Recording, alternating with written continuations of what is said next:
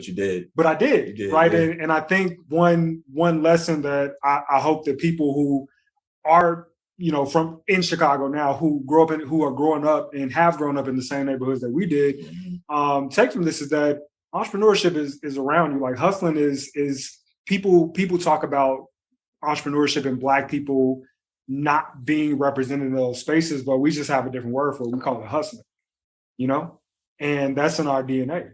It's also the barrier to entry too, right? Mm-hmm. Like if you want to get into tech and someone's like, oh, I want to start like a Blavy, and they eventually, they go online, go on Google, and they're like, oh my God, they raise X millions amount of dollars. And so that instantly cuts them off in their mind, like, how the hell am I going to do that? Right. Yeah.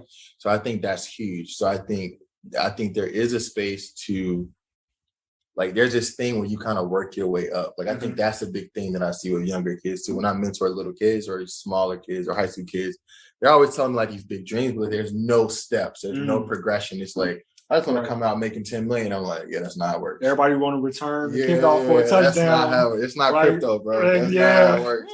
You, I think, started your entrepreneurial journey in a staple industry. Yeah. People are always going to need the type of service and the business that you provide. It'll last forever. Yeah. It'll last forever. Yeah. Why did you decide to start a hospice?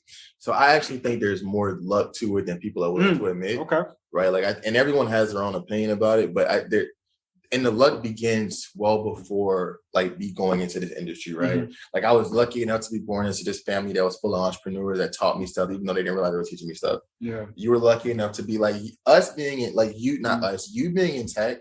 People will be like, oh, that's normal now. That wasn't really normal 20 years ago. It wasn't really normal 15 years ago, right? Yeah, you would have been an anomaly, right? Mm-hmm. Even now, I would still say you're an anomaly, though, honestly. So, like, then it was like, that's an element of luck that I think we have to kind of account for. Yeah. That I think other people need to understand. Like, don't think you're going to wake up and be this person. Like, this is generation stuff type kind of passed down. So I think that's a part of it. But no, man, I was just broke. Yeah. Like dead ass. Like I was just broke. And then I got lucky because I went into, my mom called me when she was working for this other hospice. She called me. She's like, I need a nurse, right? Mm-hmm.